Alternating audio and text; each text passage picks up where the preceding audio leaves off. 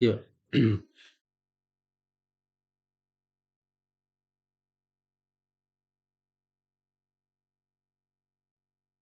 ya selamat malam. Eh, pada kesempatan ini saya akan mencoba menyampaikan pikiran atau pendapat saya berkaitan dengan tugas yang diberikan, yaitu dampak transisi atau dampak transfer karyawan PT Chevron Pacific ke Pertamina atau badan usaha milik negara. Nah, hal yang pertama yang mungkin kita harus perhatikan yaitu berkaitan dengan dampak negatif dan positif dari proses ini. Nah, peralihan atau transisi atau transfer perusahaan dan asetnya termasuk di dalamnya karyawan swasta ke BUMN Pertamina tentu dari sisi positif adalah bahwa negara menguasai semua sumber daya alam yang dikelola dan dipakai untuk kesejahteraan rakyat. Sebagaimana amanat Undang-Undang 1945 pasal 33 ayat 3. Bumi, air, dan kekayaan yang terkandung di dalamnya dikuasai oleh negara dan dipergunakan sebesar-besarnya untuk kemakmuran rakyat. Nah, tetapi pada kenyataannya banyak oknum atau pihak-pihak tertentu yang berlindung atau di balik perusahaan milik negara untuk meraup keuntungan yang menyebabkan kerugian pada negara. Nah, selanjutnya kita melihat dampak langsung negatif yang akan dirasakan oleh karyawan ketika proses ini berlangsung atau ketika transisi atau transfer ini berlangsung. Nah, kita tahu ketika perusahaan-perusahaan swasta yang bergerak di bidang apapun saja eh, lebih banyak eh, banyak sekali hal-hal yang menguntungkan. Nah, tetapi ketika perusahaan itu diambil alih oleh BUMN, itu karyawan akan banyak mengalami kerugian. Oleh sebab itu, eh, hak dasar, ya, ada beberapa hal yang kemungkinan akan dirasakan oleh karyawan. Yang pertama, hak dasar upah pokok pekerja karyawan kemungkinan akan berkurang. Nah, hal ini disebabkan oleh regulasi undang-undang yang berlaku di seluruh Indonesia. Nah, selanjutnya hak-hak lain seperti jaminan kesehatan, tunjangan bonus, pembatasan jam kerja, kerja lembur, akan berkurang, bahkan ada yang akan kehilangan, eh, bahkan akan dihilangkan. Nah, juga seperti alat pelindung diri yang sebelumnya itu standar, tetapi kemungkinan biasanya kalau eh, perusahaan dijalankan oleh BUMN, banyak kualitas-kualitas dari alat pelindung diri yang kemungkinan tidak standar.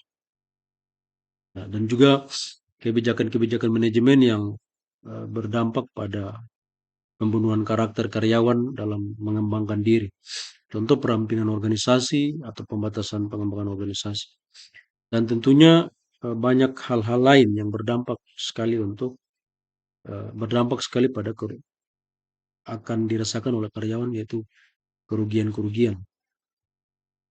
Nah, selanjutnya untuk supaya bagaimana karyawan diuntungkan dari proses atau proses transisi atau transfer ini, maka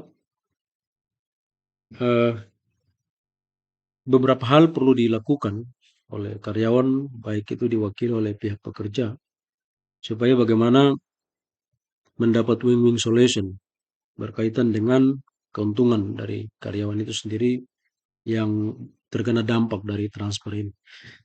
Memang pada kenyataan pemerintah dengan regulasi undang-undang telah banyak mengambil alih perusahaan-perusahaan swasta.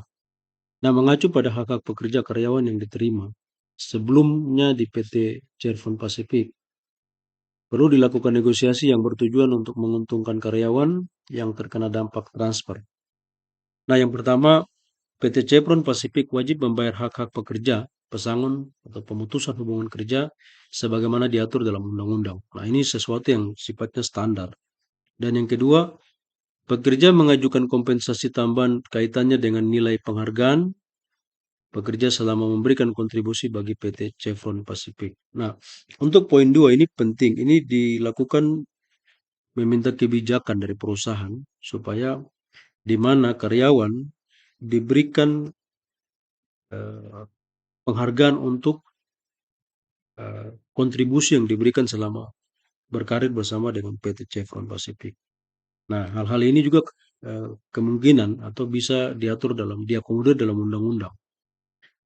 Uh, dan yang ketiga, PT Pertamina yang akan mempekerjakan karyawan atau yang akan memindahkan atau mentransfer karyawan, dalam hal ini perusahaan milik negara, wajib untuk tidak memangkas apalagi meniadakan hak-hak pekerja maksimal 75% dari hak-hak sebelumnya yang diterima di PT Chevron Pacific. Nah, 3 poin ini penting sekali dan ini harus diakomodir dalam perjanjian atau dibuat dalam sebuah kesepakatan yang memiliki nilai hukum.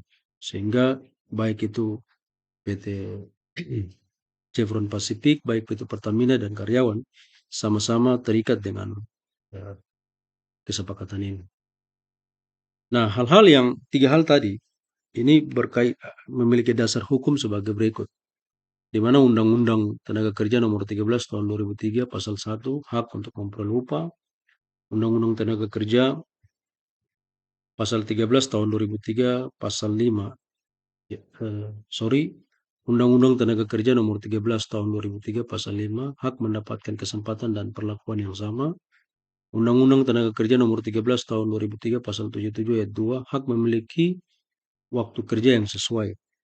Dan Undang-Undang Tenaga Kerja Nomor 13 Tahun 2003 Pasal 86 mendapatkan kesehatan dan keselamatan kerja dan hak mendapatkan kesejahteraan Undang-Undang Tenaga Kerja Nomor 13 Tahun 2003 Pasal 99.